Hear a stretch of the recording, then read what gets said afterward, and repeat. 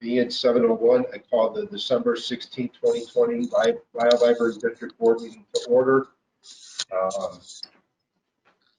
Lisle Library District recognizes Governor Pritzker's most recent executive order number 2020-74, which extends executive order number 2020-07 as amended by 2020-33 and 2020-44 and the Government Emergency Administration Act number 100-06-40, which suspends certain requirements of the Open Meetings Act allowing library trustees to participate remotely. All motions will require a roll call vote. So can I have roll call, please? Marjorie Bartelli. Here. Thomas Duffy. Here. Thomas Hummel. Here. Karen Larson. Here. Jenny Norton. Here. Liz Sullivan. Here. Emily Swistak. Here. All right. Next item on the agenda is opportunity for visitors to speak. We have one person. Just please come to the microphone. My name is Lee Dion, and I'm an employee at the Lisle Library. I am here tonight to speak for the well-being of my fellow employees, to urge the board to take no action or approve no service that could end up as a risk to our health or perhaps our lives, or of the people who pay taxes to, support, and visit our library. A 50-person limit is not a limit of exposure, but a limit of occupancy. Sometimes just following guidelines is not enough. The facts have been well documented, as have been the fallacies. I believe that delaying or holding off on some services that other government bodies have curtailed until January 5th and are subject to review at that time would be in the best interest of the staff and the patrons of this library. Every time I come to work, I worry. When I repeatedly have to ask people to pull up their masks, I worry, and then I sanitize a lot. With 482 new cases in DuPage County today, I worry. Worry has its value. It can make you cautious, but it can also help keep you safe. The fact is that we have reached another high infection point in this pandemic, that it is airborne, that we are entering a holiday season, and that most of the staff will not be eligible for a vaccine until summer, if even then. Our circulation staff has really stepped up during the past months, never hesitating to perform additional assignments if we have taken on growing workload. We have been here to serve our patrons throughout the whole process of dealing with changes caused by COVID. It heartens me when patrons ask, is everyone okay there? They are concerned for us, and we are concerned for them. That kernel of appreciation has helped me at times of stress. I see no value at this time to encourage people outside of our community, our very large pod that includes reciprocal borrowers, to visit the library for specialized services. Aside from the timing, I have no other issues with it. For the board members attending from home, please stay safe. I am hopeful that you will put staff and patron safety first when determining launch times of new services.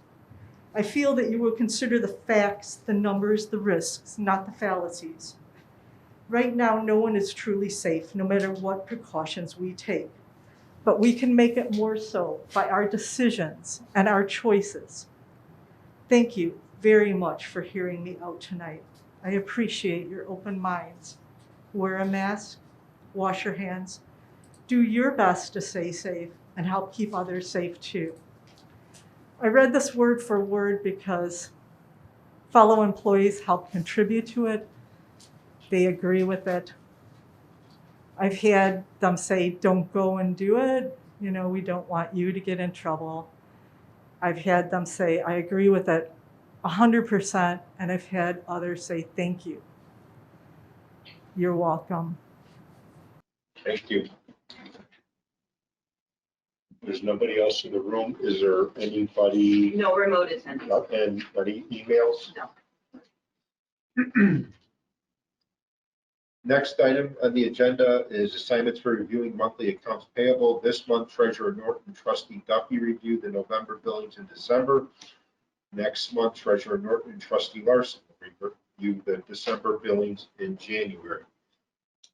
Next item on the agenda is consent agenda. Can I have a motion to pass the consent agenda? Motion to approve the consent agenda. All right. We have a motion. Is there a second? Trustee Duffy, I second. Duffy with the second. Any questions or comments on the consent agenda? Seeing none, roll call, please. Karen Larson. Here. Thomas Duffy, Aye. Jenny Norton, Aye. Liz Sullivan, Aye. Emily Swistat, Aye. Marjorie Bartelli, Aye. Thomas Hummel. Aye, motion passes. The next item on the agenda is unfinished business, facility options. First is project parameters, checklist, and schedule with CCS. Is Director Weinstein? I will let Mark take this on. All right, I'll kick it off here. So hello again, everyone. Obviously, it's a big day for the board and the team here because we're on the first discussions of the concept phase. But what we wanted to do to kick this off was to have a brief overview of the concept phase schedule, just so that the board is aware of what we've been doing over the past month since Sheehan Nagel Hartree was brought on. As well as what is upcoming over the next 3 months in our schedule. So I believe on page 38 and 39 of your packet is a briefing of what's coming up. I wanted to highlight a couple of things in the first page of that. So I believe it's page 38 of your packet. Number one, I put together a quick checklist for the concept phase of what's going on. Number one is programming, which is what the Sheehan Nagel Hartree team has been doing, and they'll speak to a little bit later on tonight, and then they're working on over the next couple of weeks here with us. The next bit is the concept designs, which will really, I'm sure Don and Eric and Amy will speak to it in a rough sense tonight, but really it'll start in earnest next month. We'll also have cost modeling done on those concept designs, which will start next month. But then the next two I wanted to highlight for you is project funding, because as we spoke over the past year, it's obviously imperative that when we go and do these designs, we A, know how much they're going to cost, and B, align that with how much the Lisle Library District can and is willing to spend. So one of the things that we heard in the Finance Committee meeting last month from Ellers, and I listened to that, was that a financial advisor would be needed to determine the exact options to the library and how much debt can be issued and how that process would work. So Ellers, I believe they said they do not do that in Illinois any longer, but they recommended you do procure someone to go about that process. CCS can help on that. So I'll put that as a placeholder. Is that something that we need to track and talk about the timing to do that work? The other bit is engaging some external influencers. And the reason why we put this here now is to talk about, okay, we want to build support within the community. We want them to understand what the library district is considering and what you're doing. And part of building that support is reaching out to groups that might be associated with the library or have some interest in it.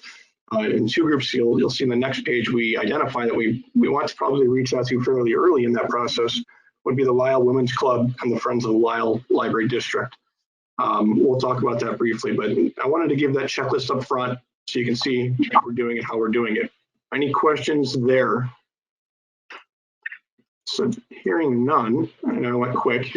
We'll talk about the schedule at next steps. I'm going to jump to my page 39 because really the point B on page 38 is a summary just for your knowledge of, okay, what is coming up in the next board meetings. But page 39 has got the additional information about and the timing for what's coming up. So as you can see, the programming and project definition and the concept design that marries with Sheehan Nagel's Hartree's contract schedule. And glad to report that because of their efforts and the library's staff efforts, we are tracking on schedule with that. The visioning with library staff and the first draft program is underway. But we also have the two highlighted cells in the bottom. One being the financial advisor procurement, which we believe needs to happen in January. And the reason why I wanted to call that out is because if you're going to procure someone to do that effort, we really want them involved once we get into February to start doing the analysis. And then there at the March board meeting, which is theoretically when we're closing up the concept phase and bringing all these pieces together to present to you options that are viable so that you can see and make decisions on a budget.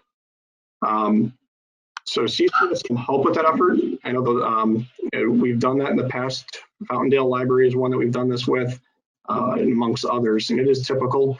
It's a simple RFQ, RFP process. It's much simpler than bringing in an architect. Really, we'd release an RFQ, RFP, get those responses back, and then allow the library to review them. And really, library staff, I think, would review that and then go through it with the library board to make sure it's all approved and okay to go. So that's one thing we wanted to highlight out there and to see if it's okay to start that process and at least getting some draft documents together for the library's consideration in January. The other part, which we'll talk about, is the external stakeholders, and that would be bringing a presentation or a simple open meeting with the Lisle Women's Club and the Friends of Lisle Library District. I think it would be sending them an invite, and maybe the night before the next board meeting, we could do that, or somewhere that week of the 11th of January, just to introduce that. Okay, the Lisle Library District is looking at the needs of the building, the needs of the community, and looking at programming efforts. Here are some things we've heard to date. We're not going to give them designs yet. It's not about that. We want you to see designs first, but we want to hear what any input or needs they might are. And again, it's just about building their support through this process and really kind of starting to get out in the community and say, hey, we're looking at doing this. We want to involve people. We want to build community support. And how do we go about doing that? And so we identified that for January as well. Are there any objections to those two steps or processes at this point, or any discussion we want to talk about there? Are we just gonna keep it to those two groups, or are we thinking about others? Well, when Mark and I were discussing this, I felt that absolutely the Lisle Women's Club should be invited. They founded the library, and reaching out to some of the leadership in the Women's Club, I think would be very appropriate. And like, as Mark mentioned, asking them for feedback on where we're at this point. And then the Friends of the Lisle Library District, I think, makes sense for us. And so I didn't want to expand my recommendations any further until this meeting. So if there are any other recommendations, this is the time to talk about it. But I thought those two organizations made the most sense for the first kind of stakeholder reach out. If there's going to be multiple, I mean, then I'm okay with them. I mean, just those two for now. I mean, obviously, I think we should open up to others at some point. So, but what was the question, I guess? Yeah. I mean, there's like Rotary Club, Lions Club, and Kiwanis, but they're also all meeting local. I should speak for all the other groups, but like the Kiwanis, I know are meeting remotely. So, well, there's many groups in Lisle. Sure. I thought that Mark and I discussed having a meeting like we're having now. It would be virtual. Yeah. The board obviously would be in attendance, and then leadership from each of the organizations would be there. But it would really be a meeting to introduce the group to where we're at, and then asking them for feedback. And I think Mark and I also talked about possibly asking them some questions, very similar, not mirroring the survey that the trustees answered, but asking some of those questions just to receive their feedback on the library's operations and our physical facility and how they see that we fit into the community and with their organization. So having like a virtual meeting with them would be nice. Right, and like Tanya said, you could do this first one and then see how those work. Sure. And then evolve it from there. Trustee Duffy, I think you had your arm raised. Two two questions slash just more to prime you, Mark, and Tatiana, which is one, when we approach like a club or an organization in Lisle, what kind of preparation materials are we going to provide them so that they have background and some starting base to react to? I don't know if we want them to come in cold. So you don't have to go through what we have, but I hope that we're giving them something to prep them. Right, we don't And want then, to them. Right. yeah.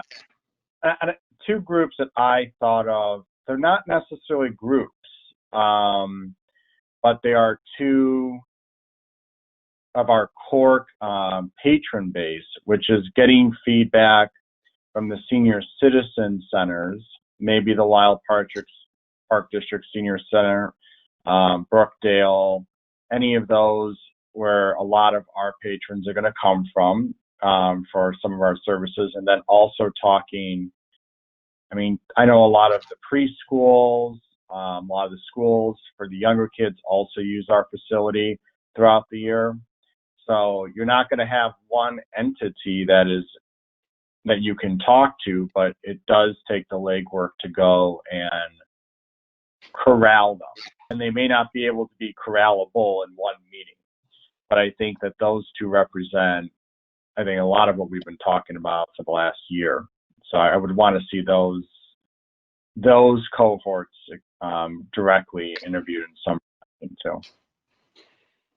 So to answer the first question about something to prep, I do believe we can look at doing something similar in terms of survey language or just prompt questions so they can think about ahead of time. The other part actually ties into, I'll call it the third topic that's revolving around the capital improvement discussion, facility discussion, would be the dashboard. And really, saying if what we put out there is ultimately approved by the board and give them that information, let them see it, give them some prompt questions, and let's see where this goes for the first one. And then, like you said, reach out to those other groups. And I think it's probably a little bit further later on during the concept design, once there are some images and a little bit more information available or developed, that we then, you talk about having public meetings and do invites out to those groups for sure. So that the word is spread that you're having a public discussion on those meetings. But point noted on the prep information though. Right, and we also, as Mark mentioned with the dashboard, we'll not only have the dashboard, but we'll also have the previous list of like links if someone needs to like refresh, and I'm always available if someone has questions. They can reach out prior to the meeting. And that's why I kind of wanted to keep the groups small for now, just to see how it worked. Because this is kind of new territory for us with the Zoom meetings and such, but I think that'll be a good first step in engaging those two groups.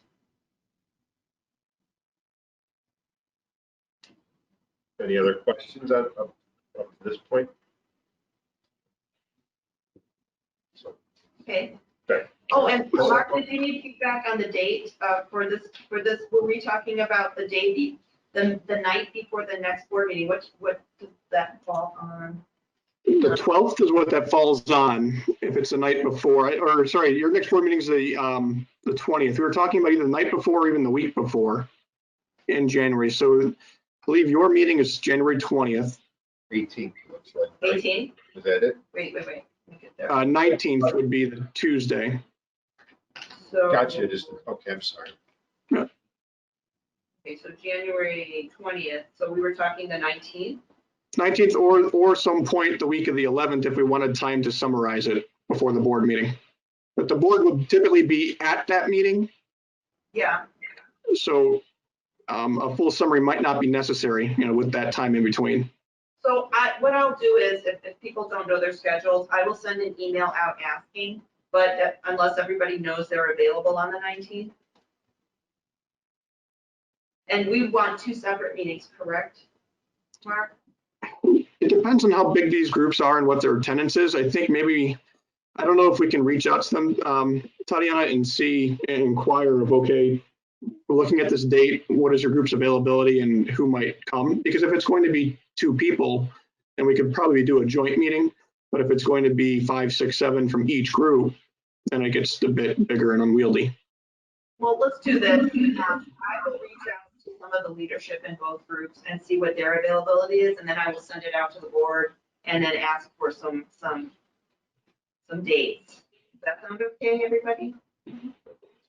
Yeah, I would recommend that you go to Lisle Women's Club as soon as possible because membership has been told we're not meeting in January at all. Okay, So that meeting got canceled and, kind of thinking we're not going to meet. okay. Maybe there'll be an exception for this special invitation. I know all the members feel very closely tied to the library. Yeah, okay. And then is there any feedback? I didn't really hear anything on the financial advisor. I know the finance committee, you guys had met. Is this an appropriate step to take? And I can work with Director Weinstein in helping draft some RFQ, RFP type documents for your review. So you guys would do like the RFQ and RFP, and then we would decide after we had to present like 3 of them, or how would that work? Well, I did a little of the footwork before, but we were waiting a bit, and then we discussed it in financial committee. But I could work with CCS on developing an RFQ, because what we want to see is the qualifications of the firms. And I think that would, I think we can then present them at a finance committee meeting possibly, or how do you see this working, Mark? Yeah, I would think that makes sense. You can present them at the finance committee meeting. There isn't going to be a huge dollar discrepancy, and we're not talking big dollars for their services. So I think you really want to find who's best qualified. It's a simple process. Let it go through finance committee, and if there wants to be a recommendation to the board, then from there, that makes sense. Treasurer Norton, do you agree? Yes, this is consistent with what we discussed 2 meetings ago. We had tabled it at the time because we felt it was a little too early in the timeline to consider, but we appreciated the legwork you had done, so that will serve us well in the next steps. And then, like we're saying, 3 to 5 or so candidates to consider, and go from there. Great. All right, that's great. So that being said, and obviously, if you have any questions on the schedule or what we'd be looking at in the next board meetings, January, February, March, feel free to ask those now, or send an email and I'll respond to that. But I'll turn it over to either Director Weinstein or right over to the Sheehan Nagel Hartrade team, because I know the meat of this conversation is their discussion points with you. So. We're on to the next step. Yep, so it's 5A2, summary departmental meeting surveys design strategy.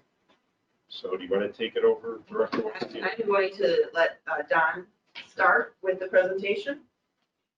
Okay, I'd like to share my screen. Oh, all right.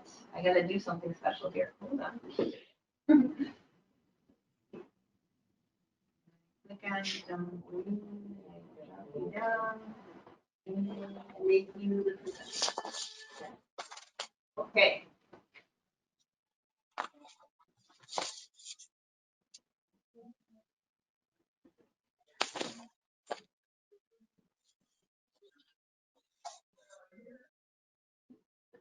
Can you see my screen? Yeah. Okay. It's we're seeing kind of there we are. Okay.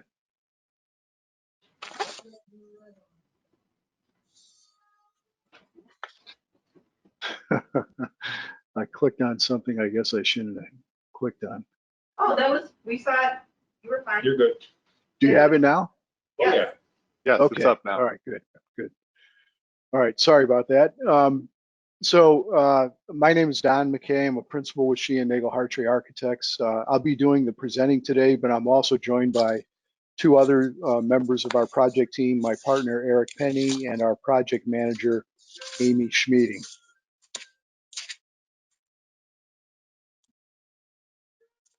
So our agenda tonight includes 4 items that we're going to go through pretty quickly. I think the presentation we're going to give you has been included in your packet, so hopefully you've had a chance to at least familiarize yourself with what we're going to cover tonight. But we're going to talk a little bit about our recent program definition activities.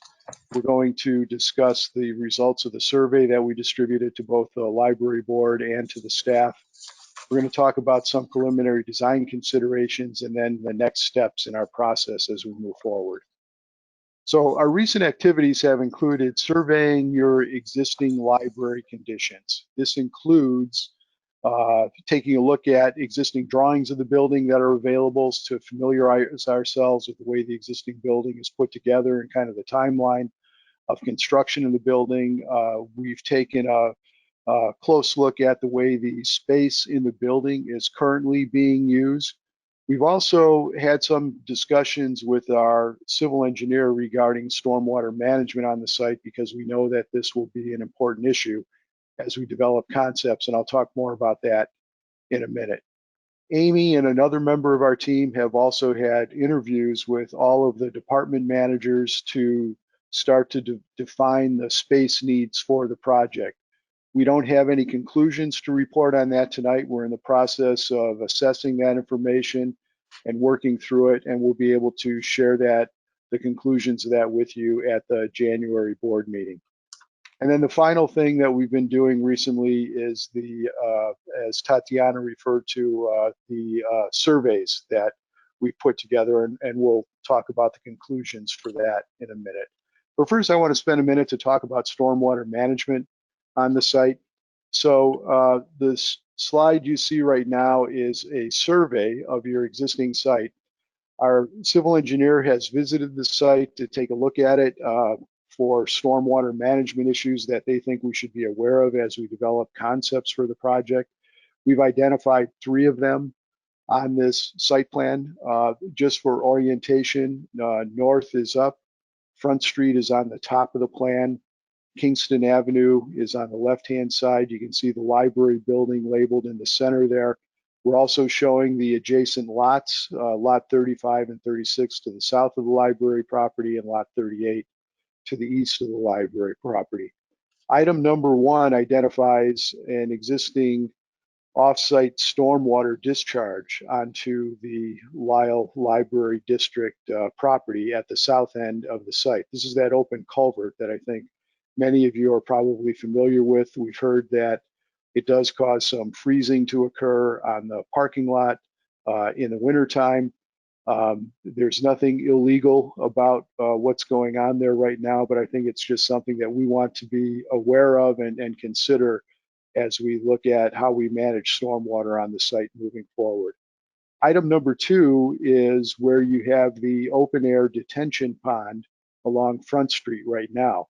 This is potentially very valuable real estate to us as we consider relocating the entry to the library building, especially if we relocate it around onto the north face of the building facing Front Street, in which case that detention pond area will be very valuable for parking. So we have talked to our civil engineer about the feasibility of parking over that. It might it'll probably result in some kind of structured detention basin underneath the parking lot, but that's feasible.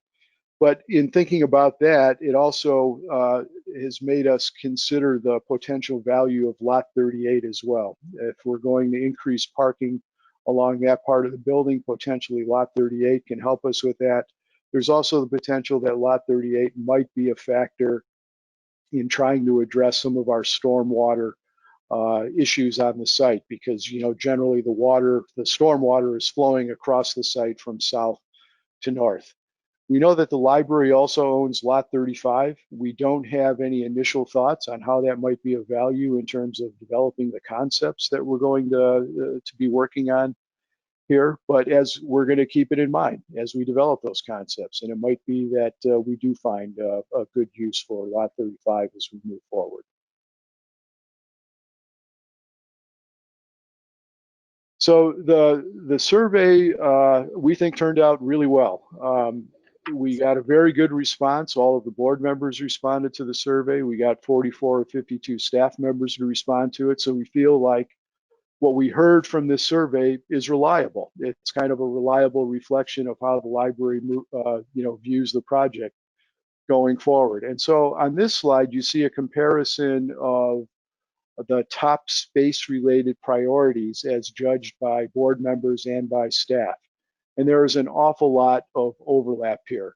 On the board side, we included items that got between 40 and 75% of board member support. On the staff side, we included items that were between 30 and 50% staff support. The reason I think for the difference between the 40 to 75 on one side and the 30 to 50 on the other is simply a function of the number of responses. So we just got far more responses on the staff side than we did on the board side.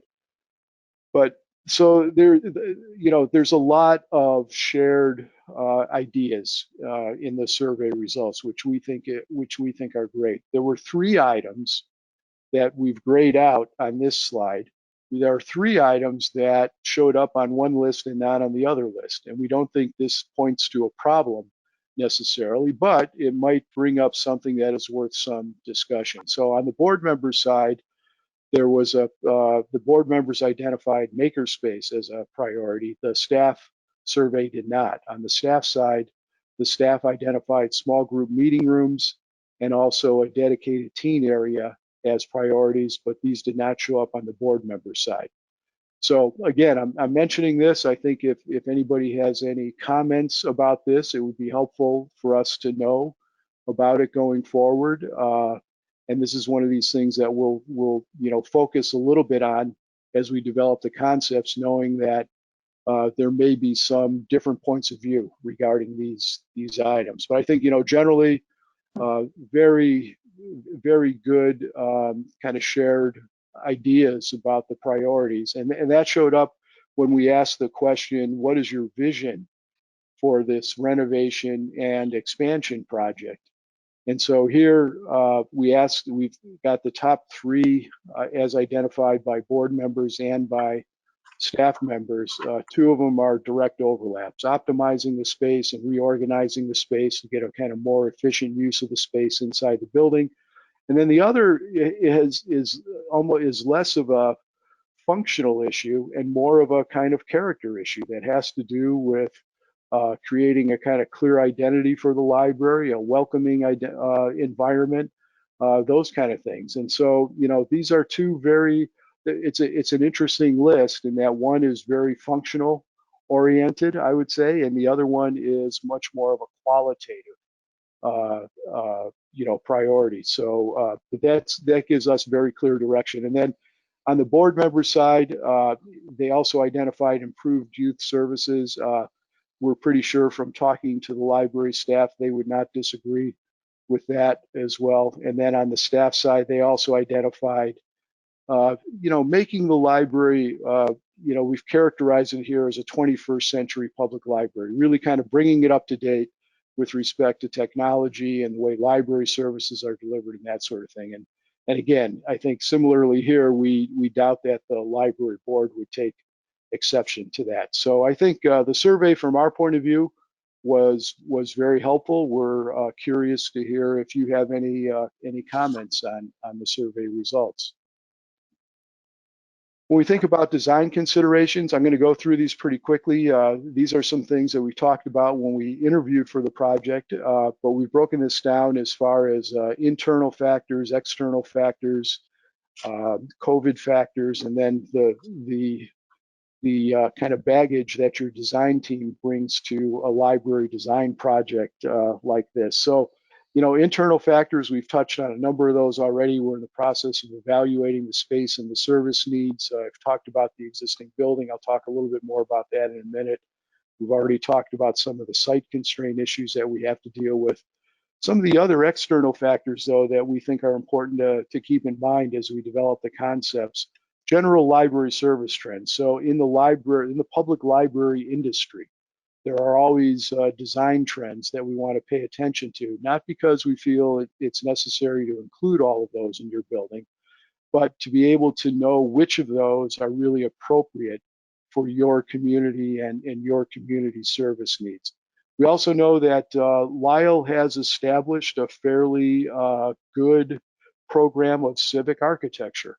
Not that we want to mimic or imitate, the architecture that's been done in the community, but we do think that this is an opportunity to give the library a kind of similar civic identity and civic presence, in the community, and we think that that's important. And then finally, you have neighbors. You're in a residential neighborhood. We think that it's just good as we develop these concepts to make sure we're being a good neighbor.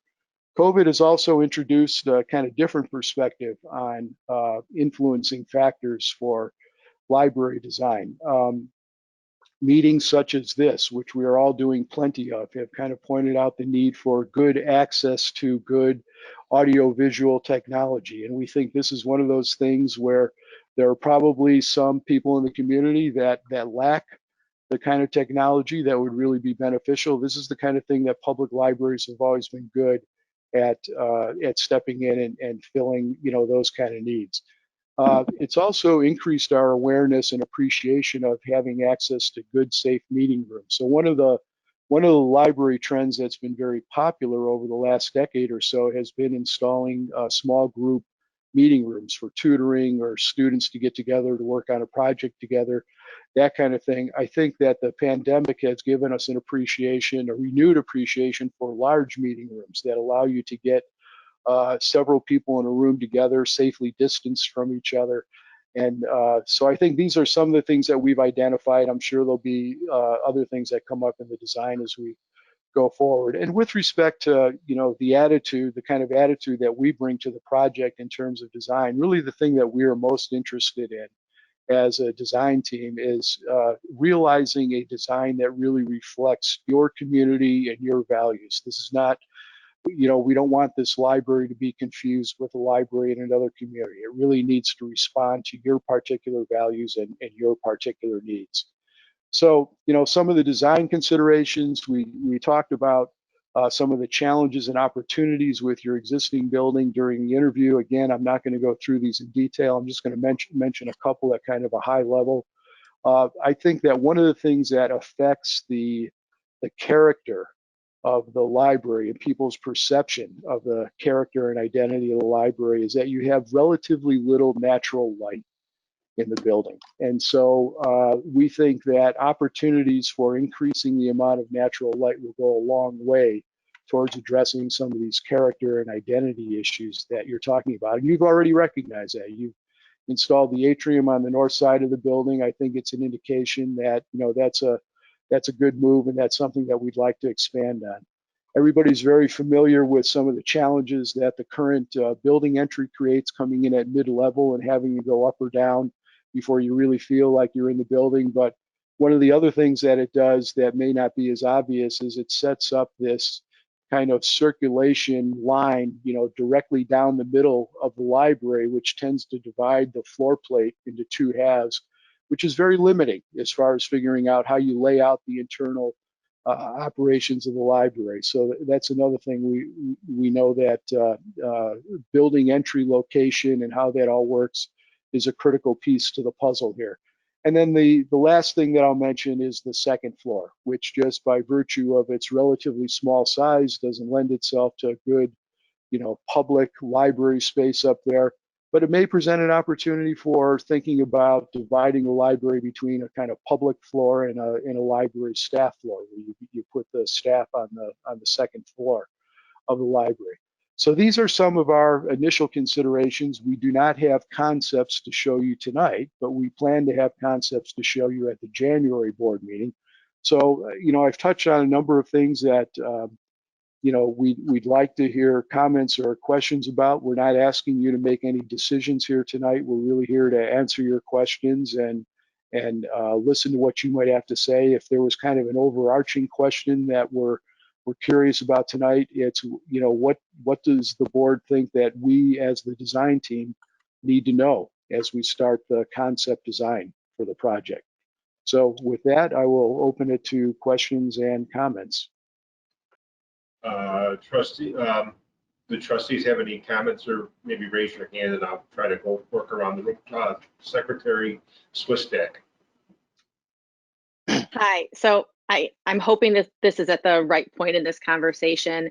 But one of the things that I've been thinking about is if we're going to be doing some of this construction, and we talked already about outside groups that stakeholders like the Friends. We didn't mention the foundation, but I think they work, kind of in tandem with the Friends and the Lisle Women's Club. If there is some type of fundraising thing that they could be involved in, such as like bricks or something else like that, Sure. that we could use to help fund it, but then also that they can have a part in it, and so that they could have bricks that would get engraved with whatever information they wanted on it. But then that would have to be part of a discussion of, well, where would those go? Would it be a sidewalk thing? Would it be a wall thing?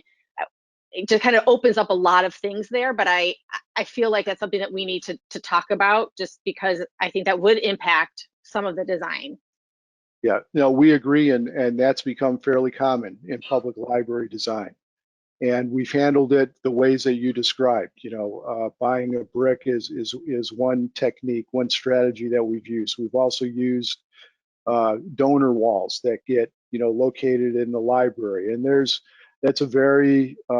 something that deserves a lot of consideration. Where does it get located, and how is it designed? So I think that you've raised a very good point, and I think the purpose of this initial phase, this concept phase, is to really get in place a design and a budget that go together that you can then take forward. So keep in mind, we're not going to figure out all of the design at this early stage. We have a long way to go after this. And so I think if we come out of this initial phase with a good direction in terms of the design and a budget that is realistic and affordable, that gives us the basis for developing the design and engaging the people that you're talking about in some of those issues that you're talking about. But yes, those become very important issues in public library design.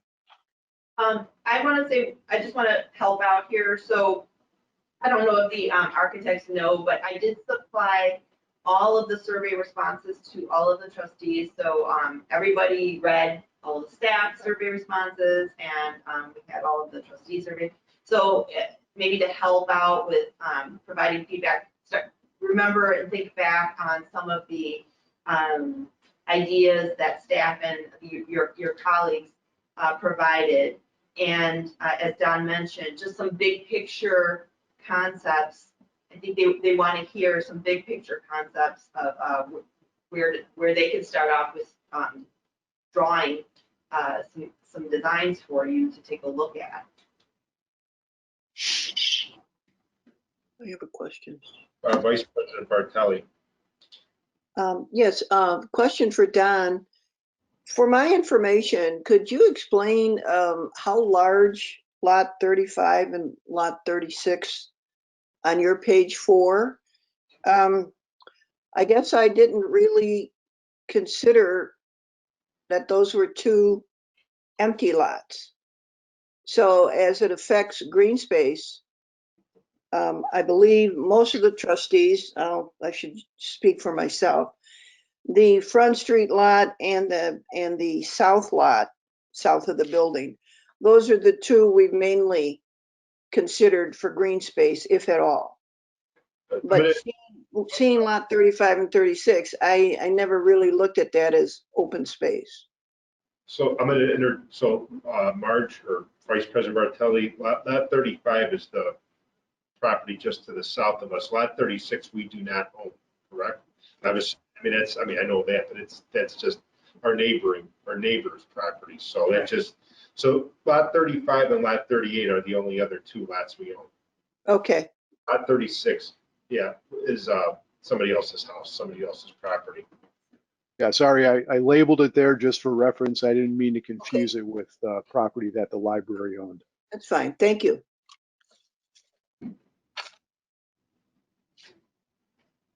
But Vice President, did you have I might have cut you off. Did you have a question in regards to 35 and 30? No, I just wanted an explanation. Thanks. Any other trustees?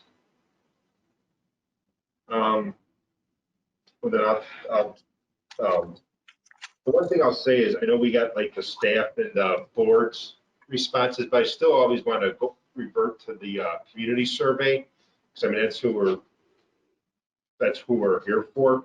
So I think we need to follow that as much or more so than the trustees and staff. The other thing is, I know it was alluded to about the architectural of the village, and I think I'm assuming you're talking about the police station and the village hall. I don't know if I want to totally mimic those necessarily. We don't have to. I mean, obviously the new elementary school in 202 doesn't really look like that. So I don't know if we necessarily have to follow what the village did almost 20 years ago. The other thing is Front Street property to the east of us, lot 38. I am really, on a personal note, I am very hesitant on touching that property. I'm almost, I mean, I don't really want to touch either one of the vacant properties that much, but I mean, 38 is going to be a tough sell for me. And actually, I do have a question. I know you were talking about putting parking over the detention area.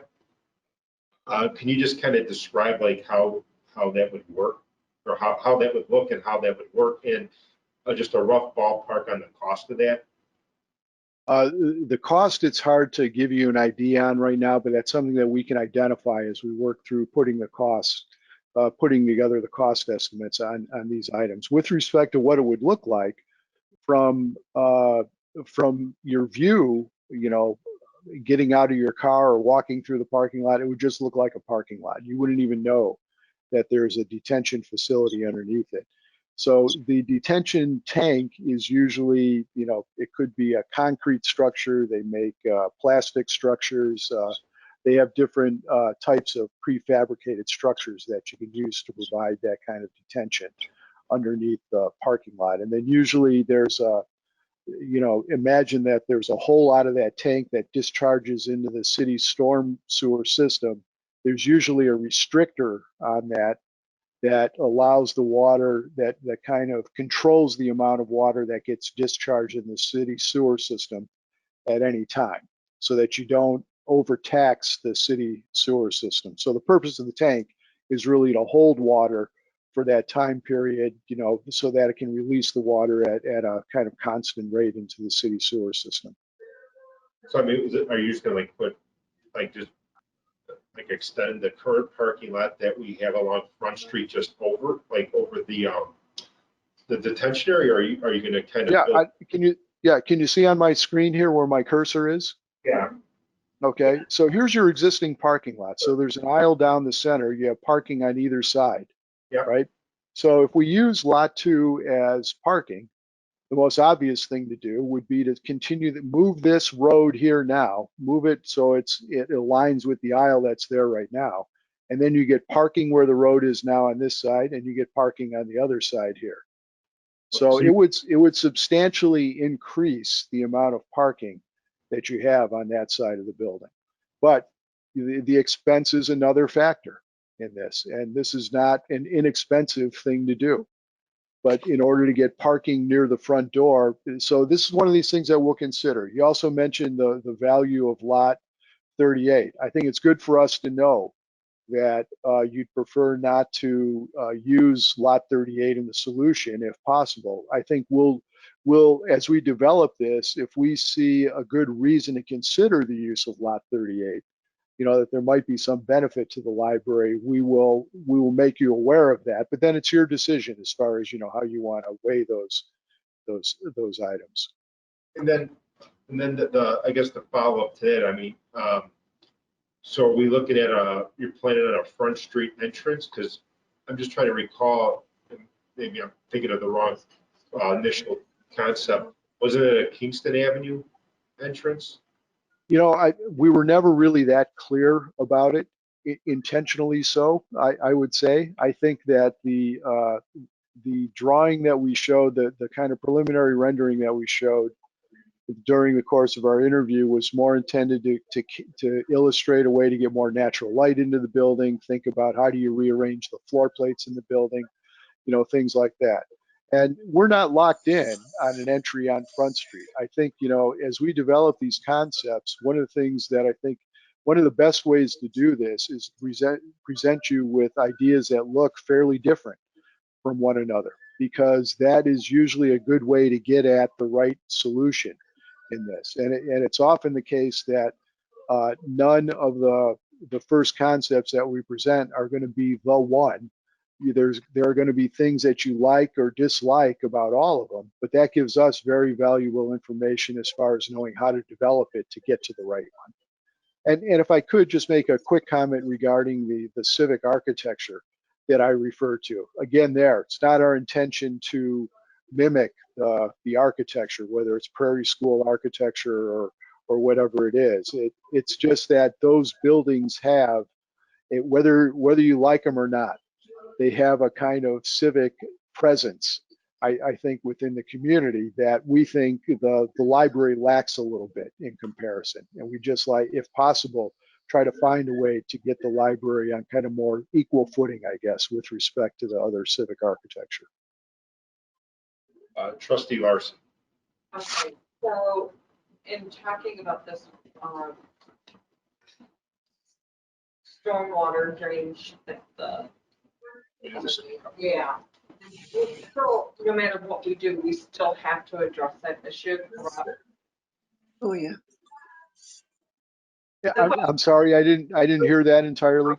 The question is that regardless of what we do, we're going to have to address stormwater, whether we use lot 2 for stormwater or not. Yes. Trustee Duffy, I think I saw your hand up next. So on and President Hummel, you kind of gave a nice segue with the parking and everything. From my view, outside of like needs, I think we've probably identified kind of the overall vision for you guys. But I know that we want to be very efficient with whatever money we decide to spend. And I don't know if for me, moving parking around in any great schematic was something that I personally had envisioned. I always had looked at it as either an additional entrance or a moving of the main entrance that optimize most of the parking.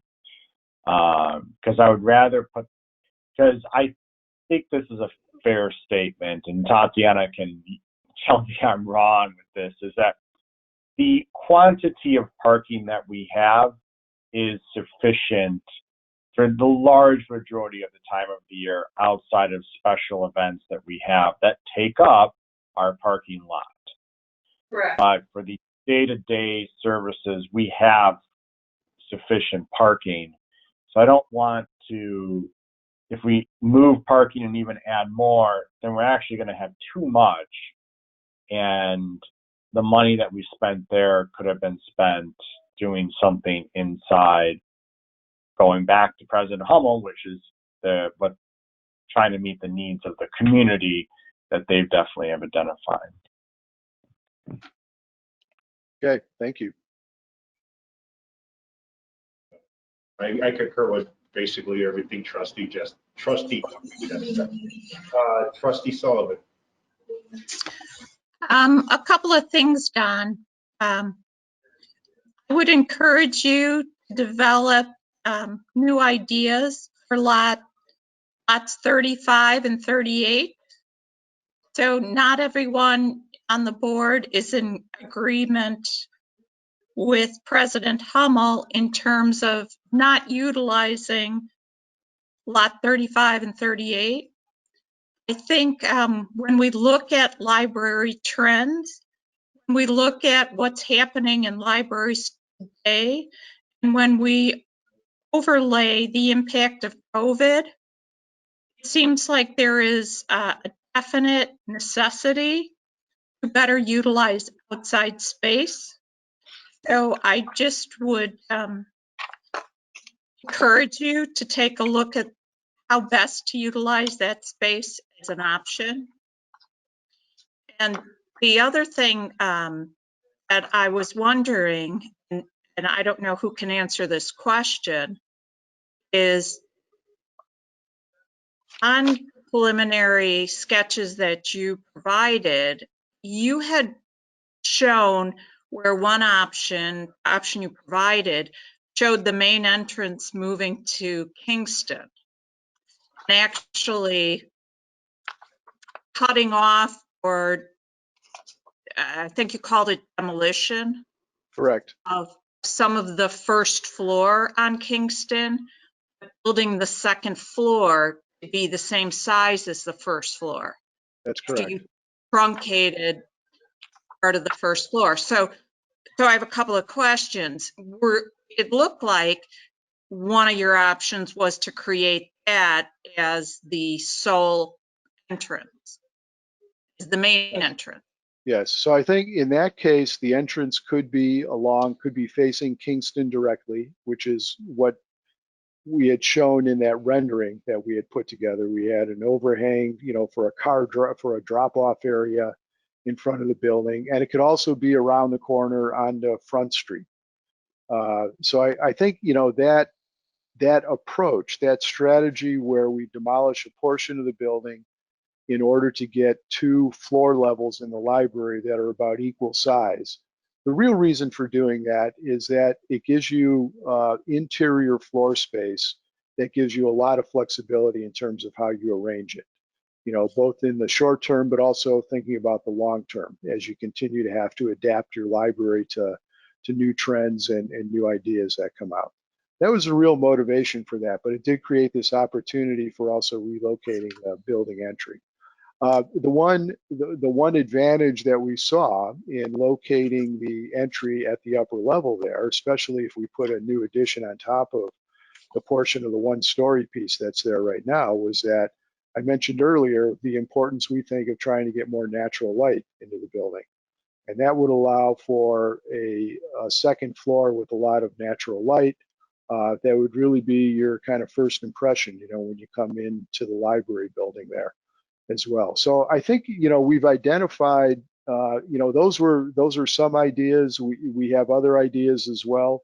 I think that what we will come back to you with in January is what I hope will be a pretty broad range of options that consider a number of different ways of approaching the design on this. But all of these comments are very helpful to us as we think about how we develop this going forward. Have you ever helped a library change its address from one street to another? Not that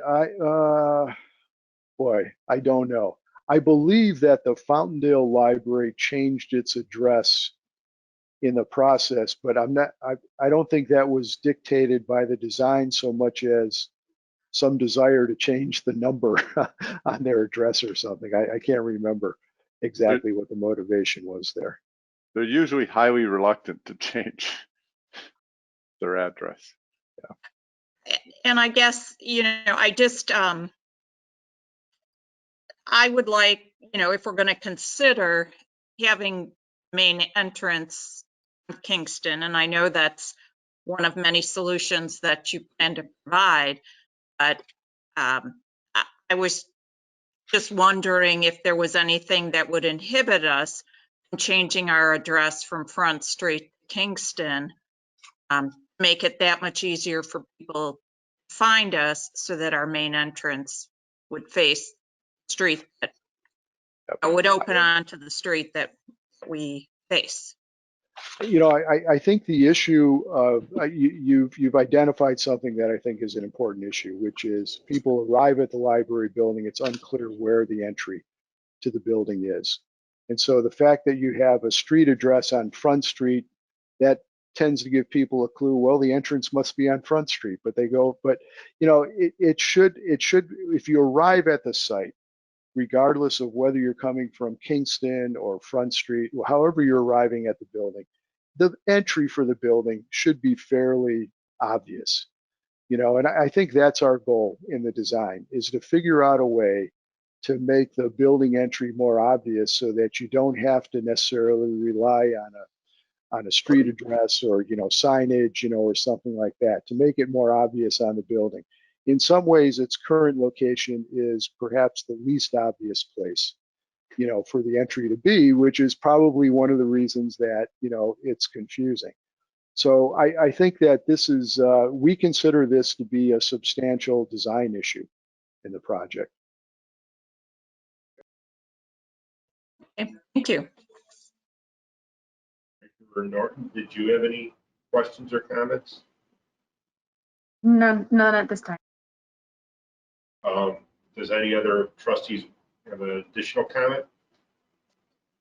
Trustee Duffy? This is very quick. I think if I was an architect for a day, which clearly I'm not, I would really be focused on flexibility throughout any scheme, anything that is done within this building, because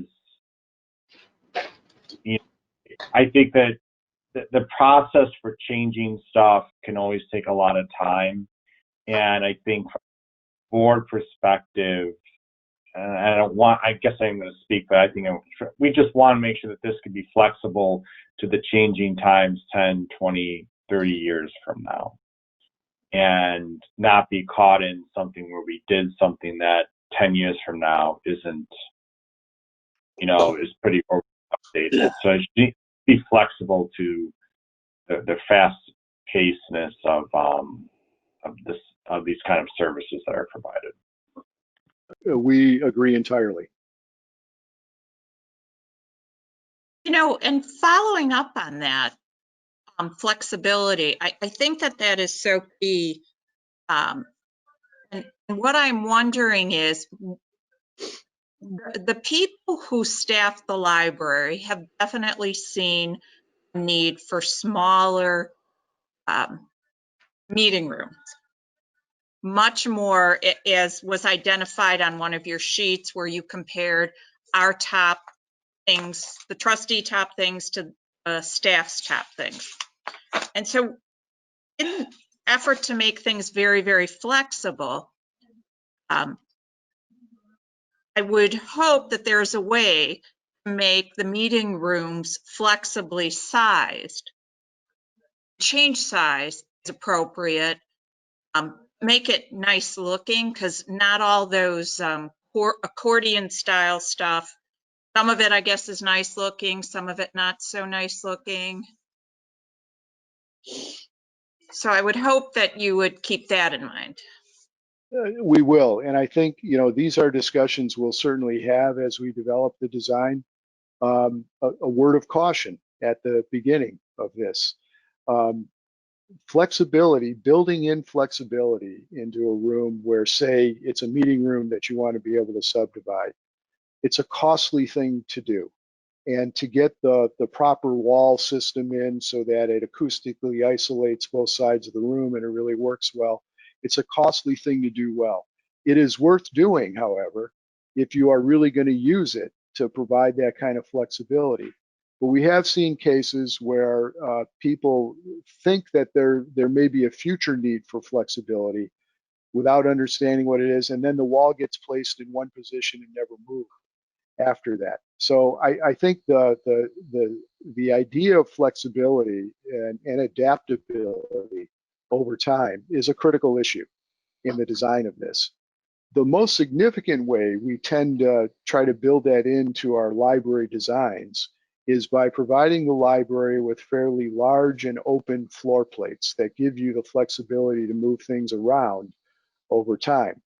And so when we, in one of our earlier conversations, it might have been at our interview, we commented on the diagonal wall and arrangement that we see at the back of the first floor right now, which to us is often a clue that, man, this is not, those kind of geometries are not very flexible and adaptable over time. So, we're very sensitive to how these things develop over time. But I think this, you've you've put your finger on something that is a critical consideration as we develop the design. Trustee Larson, any additional comments from any of the trustees? I guess the only last question or follow up to what we were talking about before is, if you were to build or with the parking on the detention area, wouldn't that actually, if you have an increase the impervious surface, doesn't that also increase the need or the requirement for stormwater retention? Yes, it does. And so there's really no value in doing that, especially if you're meeting your parking needs with what you have on site right now, unless you were to compensate for that by converting some existing parking to green space on the site. So, the other potential advantage of thinking about partially demolishing right now, your building has a very big floor plate. It covers a lot of site, but most of it is all on one floor. So the potential advantage of trying to get it more equally spread on 2 floors is that you're making a smaller floor plate. You're decreasing the amount of impervious area that you have on the site. So that could actually be another way of compensating or, being something to your benefit on this. So I think, these are all, you're touching on a number of things. These things are all interrelated. And you have to consider them all as you develop this. But you're absolutely right. Paying attention to the amount of impervious surface that we have on the lot is going to be a critical design consideration. All right. Is no more, Director Weinstein, do you have anything on this, or? I'll just speak to, I know that Trustee Dudley asked about the amount of parking, and I did say he was correct. We are doing well with the number of spaces we have, but I will also say that when we do have larger events, we are at a disadvantage with the parking because we do the events in the parking lot. So having space outside to host an event, a green space, that would solve it. We wouldn't have to add parking, but maybe utilizing one of the adjacent lots for those types of things would make sense for us.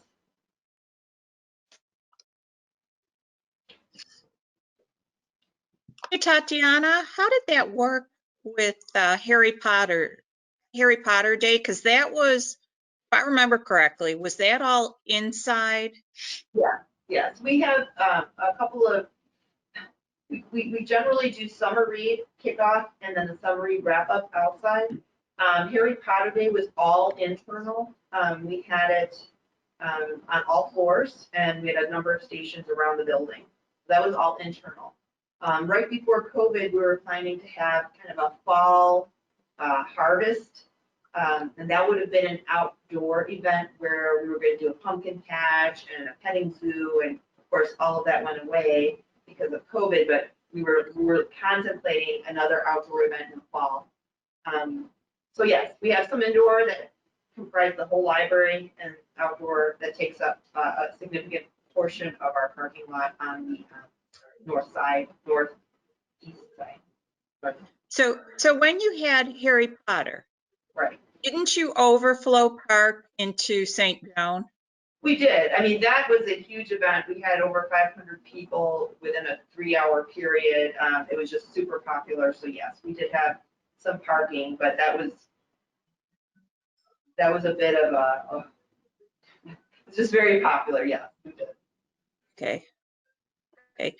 And one of the reasons that I've been reading up on these green spaces that libraries use, and one of the reasons that I've read is that libraries attract people to them, kind of get those people even exposed to the library and the other services, the more routine services, they get them exposed to those by having them come some of these green space activities. Have you seen in any articles you've read that not only involves the community, but gets them more, maybe increases their reading or some of the other things. Oh, yeah. I mean, you can see in any of the library journals where there's renovations or updates to the library where they provide outdoor space, reading spaces, reading nooks, gazebo areas for reading, right, and some programming for sure. That's pretty standard. Okay, thanks. Alrighty. If there's nothing more than that, then we'll move on to 5A3 communication plan. Can I ask sorry. you think you received everything you need to move forward with some fun designs?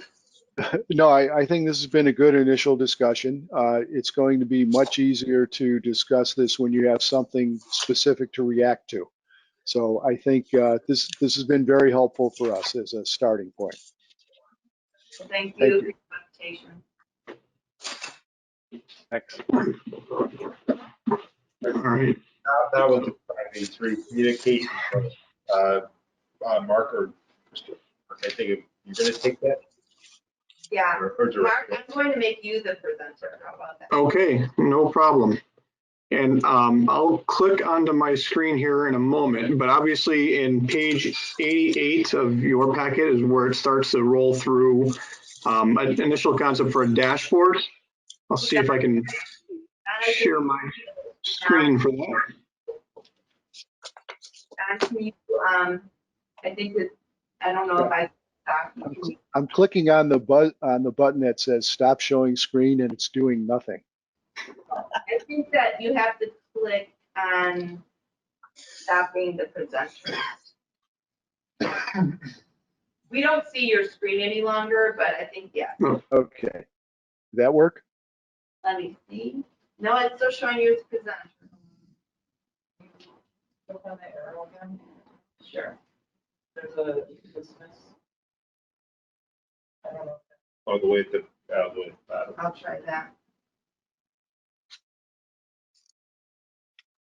Yeah, my stop showing screen button is grayed out now. I'm still showing you as presenter. Are you still? All right, Mark, I'm gonna try. All right. It's hard to maneuver this little guy. And, all right. Yeah, did you take them off or they? No, they just left. Oh, okay, I was just. All right, I think we're working now. So hopefully you're seeing a PDF. This is the same thing that's in your packet. I'll roll through this, but then I'll actually show you the live dashboard that we'd like to use. So we were tasked with coming up with a dashboard that shows the schedule that we have, as well as some past events. So right now on the capital improvement page, there's a list of things, documents essentially, that basically allows the public to see what's been done, but they have to go and click on the events. It doesn't really pull it all together and create anything flashy. So what we did is we used a program called Tableau. It's a public, they have a public platform as well as a private.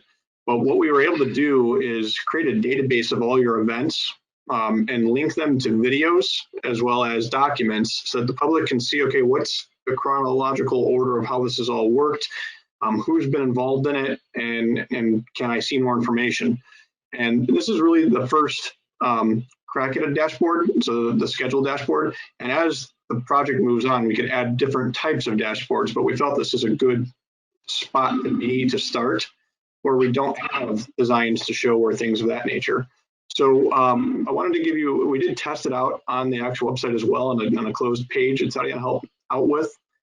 This is how it would look on there. So it fits within the actual web page and the colors work. Okay, we can change it if you would like us to. But I'm going to go to the second page. So we've outlined the different, I'll call it phases of the project to date, dating all the way back to 2017 when you started and did your community engagement process. And the whole idea here is that if someone wants to, they can click on the name or the bar or whatever else, and it'll change the look of this events panel. All these events, what it says here is purple dots may include document links and videos. That's what this video chart is below. And gray dots are events only, but they can get a little information on those events. So say a person were to select strategic planning committee, this event bar would then show all the events in the timeline from that period. So stretching from just before March of 2018 all the way through basically the end of 2018, you had multiple events. And what happens if you were to click on one of those purple dots, it would automatically populate the video associated with that event and give me a document link to see what it is. So I'm going to go to a different view now and show you actually how that looks live. It's not up on the Lisle Library website, so we wanted to show this to you first. But so here's your dashboard. Hopefully everyone's seeing. Oh, I'm getting a load button for my internet. Sorry, I might be slower here. So if I were to go and click on Strategic Planning Committee, now I get my events bar updated. Let's just click on whiteboard notes so I can get to a document link, or when this is live, it actually updates the video. The same thing here, document, it's uploading the video. So now here's my 6/20/18 strategic planning meeting. And I can play, I don't have to go to YouTube, and it will actually play, and I set it up to start at relevant time points.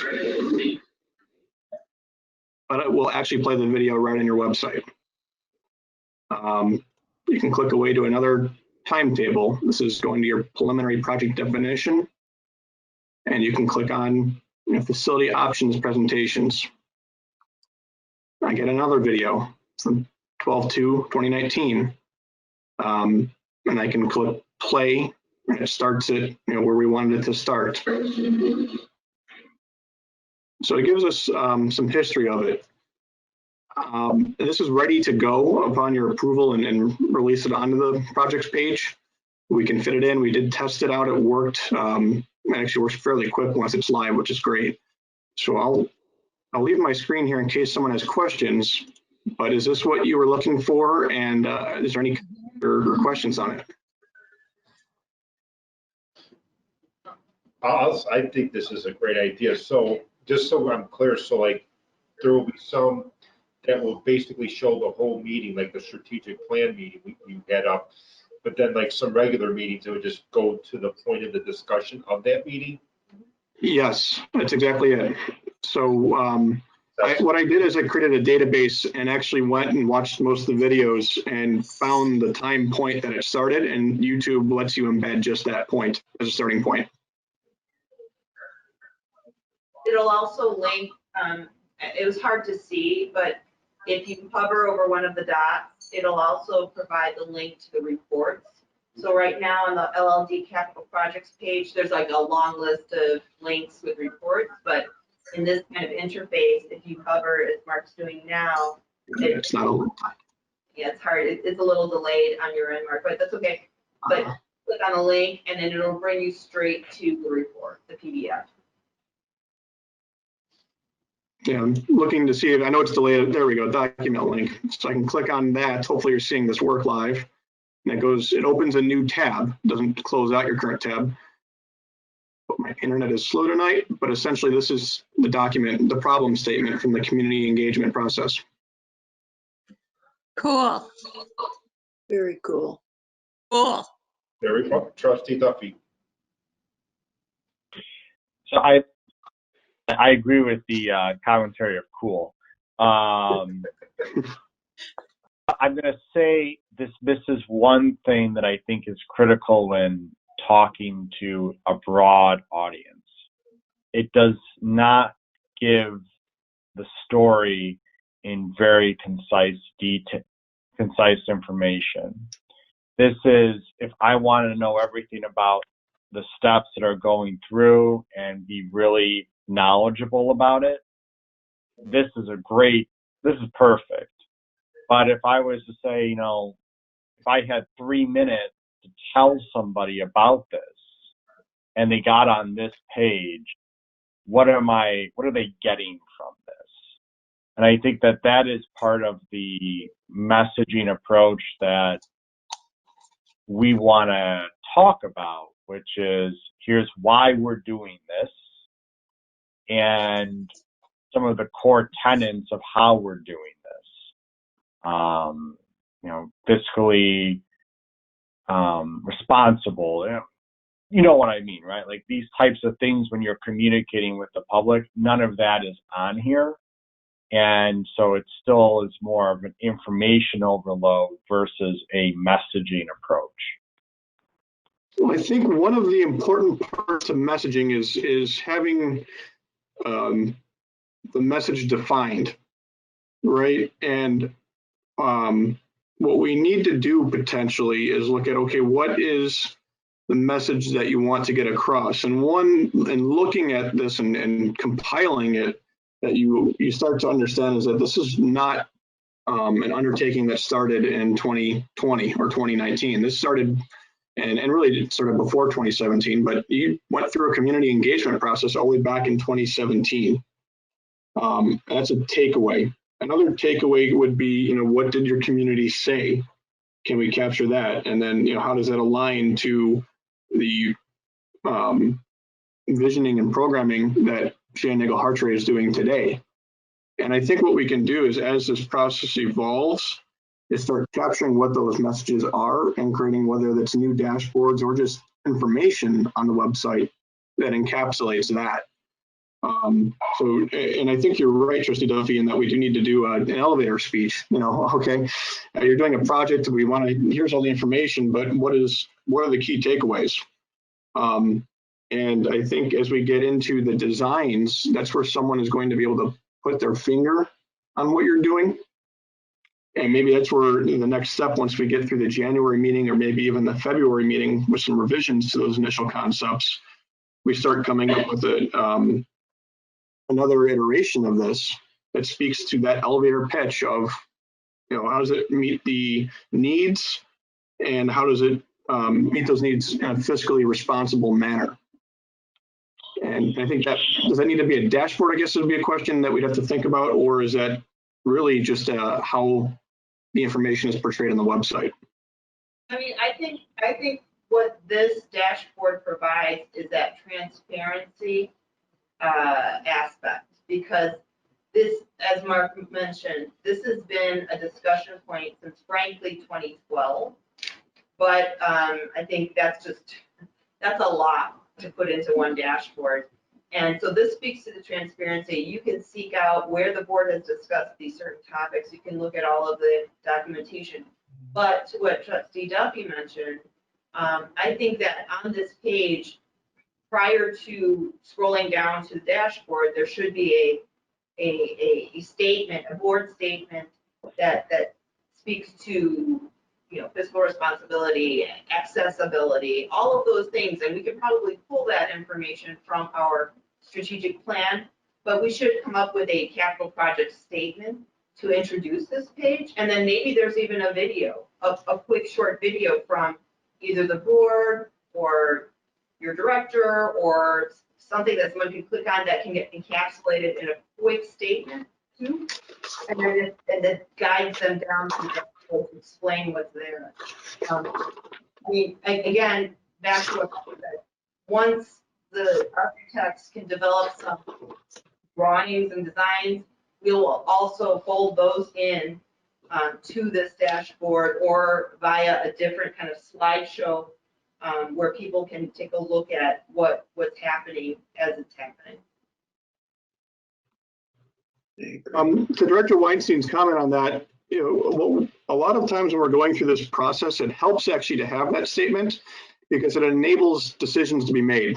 Because as you're looking through a design or looking through options, it comes back to that statement and does it align with that goal? Does it align with that statement? I think that makes a lot of sense. Well, I guess this is a question for you, President Hall. Is that something that we could look at in January? Is that, could we spend some time? I think I apologize. I'm from my phone far away. I know you can't hear me well. Is that something we could look at in January to kind of have a discussion about a statement? Like have a discussion on it? Yeah, I we mean- can do. Absolutely. Capital project statement. Yeah, we could, we'll do that. Something a little more catchy than capital project statement. Uh-oh, did we lose somebody? I'm sorry, Trustee, we didn't hear you there. I think, no, I was saying, yeah, I think a lot of this is just communication of the reasons why. I think the people that want to know about the intricate details, we've now given them all that they need, right? Like they're going to get as much as they want in as many hours long videos that they would like to, which is great. I think that that's transparent and you should be doing that. But I think providing the elevator speech is a good step. We'll do that. We'll put that on the agenda. Trustee Larson, did you have a comment? Yeah, kind of like what he was saying. I think it's good, like in the beginning, the elevator speech, but if somebody not everybody's gonna wanna like dive deep into it. Some people are just gonna wanna do like the quick gloss over. Like a summary?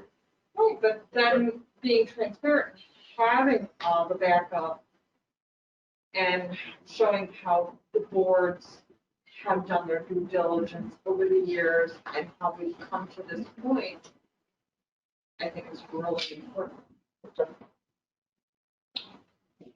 Any other trustees with a question or comment on this topic? Or just a thumbs up, or you good? Okay. Can I say something? Secretary Swistak. I just wanted to thank Mark and Tatiana for all the work they put into making this dashboard and troubleshooting it and making sure that it would work to be able to go live and for presenting that to us tonight. I really appreciate that. I know it's not an easy task, so I really appreciate that. And I appreciate the ideas about going forward and including kind of again, Trustee Duffy doesn't like just saying a capital improvement statement, but something along those lines where we could kind of have a short little description of what's going on, but then having all that transparency in the dashboard, I think is really important. And I'm kind of looking forward to playing with it myself when it's up and live. So thank you.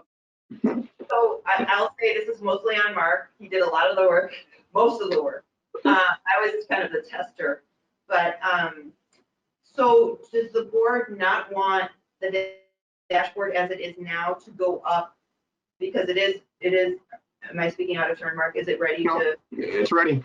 Okay, so we could put it up now, or do you want to wait until we have the discussion in January about a capital improvement statement and more to include on the capital projects page? Why didn't they just add the statement in January? The more we have it out there, I mean, we're gonna keep going forward with the architects and everything that's going on. I think once we have it out there, we're being transparent to show people, what's going on. I mean, obviously, ideally, I think we would like to have it all at one time, but I think I would agree with Trustee Larson. It's good to just get it up for now, and then we could always add the summary or the statement we were talking about after this month. I would rather just get something up. I don't know how everybody else feels. Vice President Bartelli? I agree, we should get it up now. It's going to take a little bit for people to get used to the dashboard and get familiar with it. So a month of education, and then next month we get into more detailed information. Trustee Sullivan? Mark, this is like so much better than anything I've seen in marketing communications. I was going over it, and I'm intending on clicking on things in my little notebook here, which sounds kind of weird, but It works, yeah. that's too much information. But this is brilliant. I think it gives people, they can stay at a high level. They can go, there's some people out there that can't sleep at 2 a.m. They can go into the app They can get their questions answered. This is incredible. And I think we can work on those higher level elevator speeches, and I think those are totally necessary. But I think you have to have this detail for the people who are going to want it. So this is beyond what my wildest hopes. It was a lot of collaboration with Director Weinstein on that, so good team effort, and hopefully it meets the transparency need. But now, like you guys have said, let's we can then focus on meeting the short, for those of us who have ADD that need the short, quick bits. How do we meet that need too? Good job. Thank you. So we were good at putting it up as is for now and then adding to it? Okay. Yes. Yep. And that will be up tomorrow. Anything else on this topic, or Director Weinstein or Clark? With your feedback, so thank you. Yeah, thank you. All right, well, thank you very much. Good job, good work. All right, have a good evening, everybody. See you next month. Thank you. Bye. Have a good, happy holidays, Merry Christmas, Happy New Year to everybody. Hopefully you guys get to enjoy it at least a little bit with your immediate families. Thanks, Mark. My husband lives. Yeah, take care, everyone. All right, thank you. Next item on the agenda is committee reports. First one is finance. You want me to skip you for a second, Treasurer Norton? We'll make it happen. We had our most recent finance committee meeting on Tuesday, the 24th. Tammy from Ehlers, our investment advisor, spent most of the meeting time giving a presentation on cash flow analysis and funding options, and the committee members asked some questions, and so we got some good information from her, and no future meeting yet scheduled. Thank you. Personnel policies, Secretary Swistat. Nothing yet. I will talk with the director about setting up a potential meeting for after the new year. And then physical plant, Vice President Bartelli. No, nothing to report, just what we discuss in our meetings regarding our renovation. Next item on the agenda is staff reports, director report. You got any? Yeah. Go over it? Yeah, I'll summarize a couple of things that were in the director's report, and I have a couple extra. I just want to mention that I'm very happy, and I know that the Director of Circulation Services is also very happy and proud that the Lisle Library District will be one of the very first libraries to provide Illinois license plate sticker renewal services. I believe only 3 other libraries offer this service in Illinois, and Lisle Library will be the 4th. The other libraries are very far away from our location. One is on the border of Missouri. The other is up in East Dundee, and the other is in Elgin. And so we'll be offering the service as of Monday, December 21st. And having the service, this particular service for our community, provides a lot more convenience for our residents during this challenging time. And the circulation staff, I'll say, have trained for a couple of months now on with an Illinois Secretary of State approved provider. And we are ready to offer these stickers as of Monday via the circulation desk on the adult floor. And I just want to remind everybody that public libraries encounter new people in the building every day, from whether they're new residents or if they're visiting relatives of current residents, to travelers, to reciprocal borrowers. And our mission is to serve the public. And though we're in COVID-19, the library has implemented strict safety protocols. We've supplied staff with appropriate PPE, and we've also installed acrylic barriers throughout the building to risk transmitting the virus. And all of our protocols remain the same, regardless of any changes or offering new services. in the building. We have expanded curbside service, but we've also reduced public computers use to 15 minutes of stationary use in the building. And now we've added this new service of license plate renewals, where patrons should be able to receive a sticker within just a few minutes. So I know that the Director of Circulation Services is very proud of his staff for the training they received, and he's very happy to offer more convenience for our patrons and the public while still maintaining a safe environment for the staff. And it's understood that whether you're a patron entering the building or a staff working in the building, that there's always a risk to working in public service, but the library's done everything in its capacity to provide a safe environment for the staff and patrons as well. And moving on, speaking of new services, the library now has youth and adult Wi-Fi hotspots for checkout. We have 15 total, and any district patron with an account in good standing can check out a hotspot. So our intention with these was to help students and their parents and anyone else in need of internet services during this difficult period of time.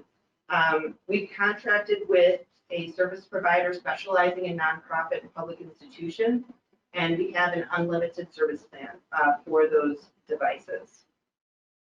I'll also mention that within the packet, there is an annual report where every year after the official audit, we document some of the library's audit information, statistics, and photos. And this year's report takes on pre-COVID as well as ongoing COVID activities. And if you took a look at the packet, you'll see in the back, there's a whole bunch of photos where we used to be able to gather. So it's fun to see those pictures again, and hopefully in the near future, hopefully this summer, we can do some more of that gathering and do some more programming in that manner. And I'll just finish up with just touching on the expansion of curbside pickup time slots. So since we expanded those time slots, we have seen an increase in materials picked up and an increase in individual reservations for a time slot. And those statistics are in the packet. And I've also, we've also placed a new book within the LLD Sidewalk Stories installation.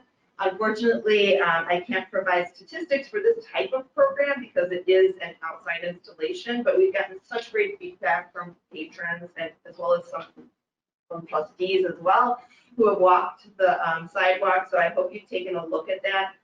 We do have facility monitors going out there and kind of wiping them down because sometimes they get a little grungy with some dust or snow or some milk.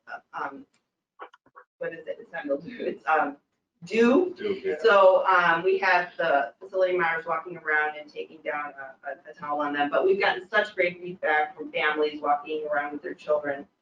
And the new title that's out there now corresponds with the LLD Winter Read program. It's the title is A Loud Winter's Nap by Katie Hudson. And speaking of Winter Read, it is in full swing. It runs through January 11th, and all the information can be found on the library's website. And then just lastly, I want to mention that the library trustee candidate packets for the April 6th, 2021 local election can be filed at the library district Monday through Friday, December 14th through 21st from 9:30 to 5 p.m. The library board page on the website also has more details and some documents attached. And then, sorry, I lied. One last reminder for trustees, so that you complete the online sexual harassment training module before the end of this month. And that is all I have. Thank you. Any questions or comments on the director report? No. So just to be clear, the license plate renewal is just for the sticker only. We're not. Right. Okay. And then, yeah, I think that's going to be a good program. Hopefully it works out, especially with this year might be pretty good for us because of the Secretary of State's office being closed. So we'll see. Hopefully it works out okay. Any other? Nobody with it? Oh, Trustee Duffy, sorry.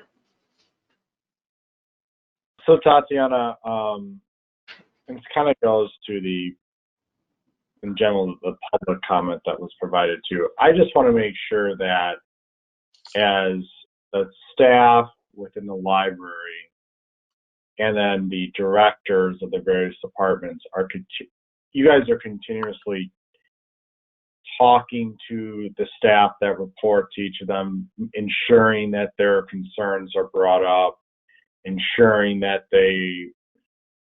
just doing check-ins, and that if someone isn't feeling comfortable or is, let's just say, having a pretty rough day because of maybe some of the stuff that's happened between them and patrons, like you're being a little, I imagine you're being more diligent than even what you would normally be, right? Like there's at least there's that ability for the staff to have that outlet to their managers. Absolutely. We are having regular check-ins with staff, not only for their physical health. We do check in with them per our HR source recommendations and internal guidelines, but we're also checking in with them in terms of their day-to-day activities. But I will say, if there is an occasion where someone's having a hard day or it's a difficult day for them to perform something, absolutely we're flexible with that. But I will also say that just part of the public service model is serving the public, and we all staff have to be prepared to be able to perform what we can. That said, creating an environment where it is as safe as we possibly can, providing above and beyond PPE. We have done that. We will do that. We've got everything on hand. But yes, to answer your first question, we are checking in, making sure things are comfortable, making sure people feel safe. Thank you. The one thing I was going to actually wait till the trustee portion, but I mean, I was looking at the top of your director's report.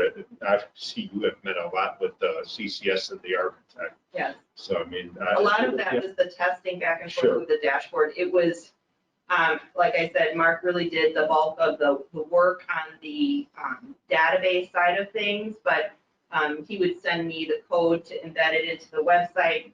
And so I would upload the code to the website, and then we do some testing back and forth while live, kind of on a hidden page. But yeah, there was a lot of back and forth with that. If there's no other questions or comments, we'll move on to the assistant director's report. Do you have anything to I add? have nothing else new to add. Any questions or comment on the assistant director's report? This is on a different topic. Did we ever have to vote to approve the minutes? Yeah, we did it in the consent agenda. So that's part of the consent agenda? It's ABC. Why was there, did you have a question or concern? No, I didn't know if it was supposed to be done separate. My mistake. It's always part of the consent agenda. Gotcha. Let me see. I will double check. Let me see if I can find my assistant director's report.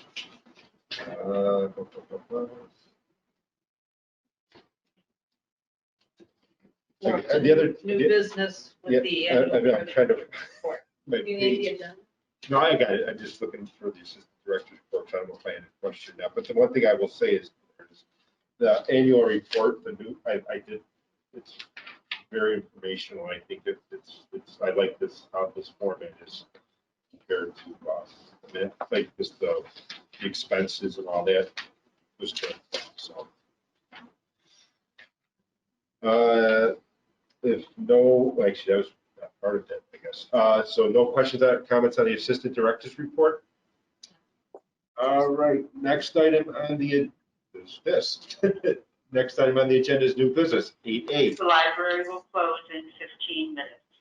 If you wish to apply for Now one, it's annual you will treasury report, so I guess I kind of jumped the gun on that one. I definitely, I think that's it's a good report, very informative. Any other questions or comments on that? Good. Next item on the agenda is 8B, approve 2021 holiday closings. And I have a motion, please. This is Trustee Duffy. I move to approve 2021 holiday closings. Trustee Larson, second. Director Weinstein, did you want to? No, I think it's just self-explanatory. Any question or comments on the holiday closings? All right, if not, roll call, please. Thomas Duffy, Aye. Karen Larson, Aye. Jenny Norton. Aye. Liz Sullivan. Aye. Emily Swistek, Aye. Marjorie Bartelli, Aye. Thomas Humble. Aye. Motion passes. Next item is 8C, and that is to acknowledge payment of earned unused vacation time as required by the Illinois Wage Payment and Collection Act, 820 ILCS 115/5. Payment shall not exceed $9,194.85 to be paid to Pamela Freer as of December 2020. So that's that. We just had to do that. Next item is opportunity for trustee comments. We'll just go alphabetical tonight. Vice President Bartelli. Thank you. First of all, Tatiana and staff, congratulations on the Illinois license plate sticker renewal services. Also, the youth and adult Wi-Fi hotspots and the sidewalk stories, which I participated in. I really enjoyed it. It was great. And I appreciate the thorough staff reviews conducted with the architect and the trustees. And I finally registered for my library rewards, and I have 100 points. I'm working towards more. Also, very exciting time for the Lisle Library District. I'm really excited about everything that's going on.